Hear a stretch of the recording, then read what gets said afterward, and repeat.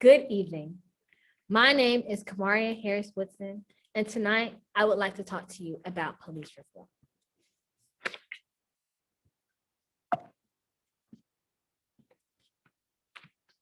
Before getting started, I would like to offer you a quote.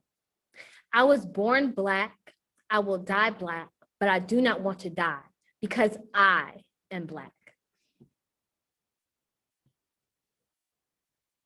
The history of policing. The creation of the police force was to preserve the system of slavery. The first formal police force, previously called the Slave Patrol, had been created by the Carolina colonies in 1704.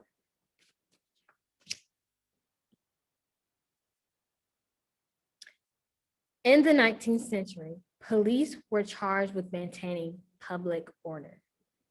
Businessmen and politicians often used the police to harass opposing parties or provide payoffs to officers to turn a blind eye to drinking, gambling, and prostitution.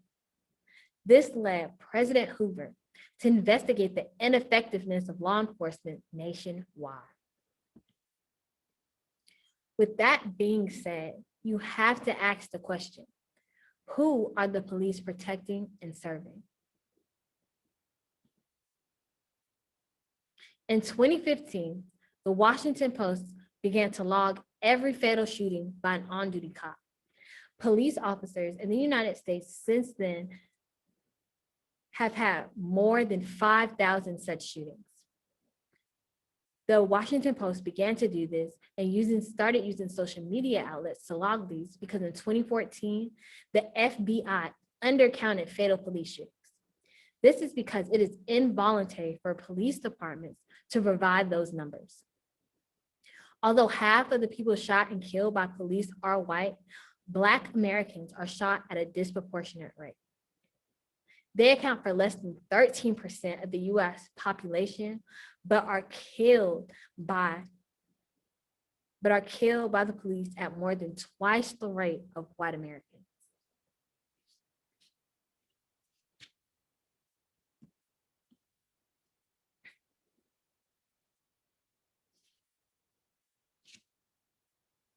The rate at which Black Americans are killed by police is more than twice as high as the rate of white Americans.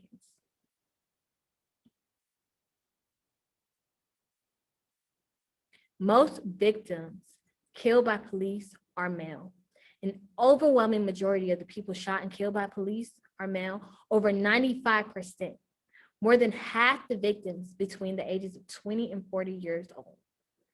The average age for a Black person to be killed by police is 30. Hispanics is 34, Native Americans is 31, and whites is 38.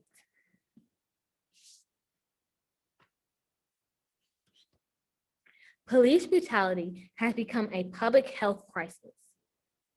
Healthcare workers are at the forefront of these crises in the ER, consoling families and treating these victims. After the death of Breonna Taylor and George Floyd, which was caused by the shooting of police, there were weeks of protesting across the United States. Protesters called for the defunding of the police. Defunding the police would mean cutting police budgets and allocating those funds to community programs such as family counseling, gang and domestic violence, or community crisis response teams.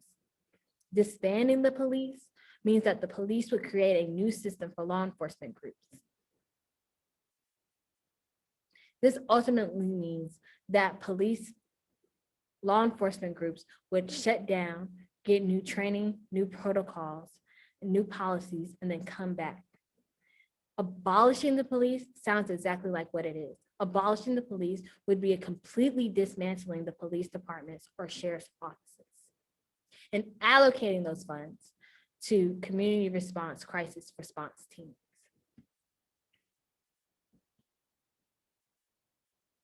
So when they start protecting our rights as citizens, we will stop protesting. In conclusion, defunding, dismantling, or abolishing the police is currently coming soon.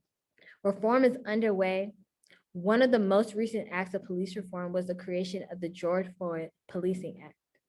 President Joe Biden tweeted, there's meaningful police reform legislation in George Floyd's name, but it shouldn't take a year to get it done.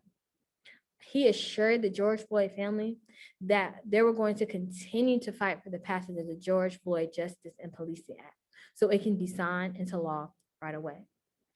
This reform stems from police brutality after the killings of George Floyd and Breonna Taylor.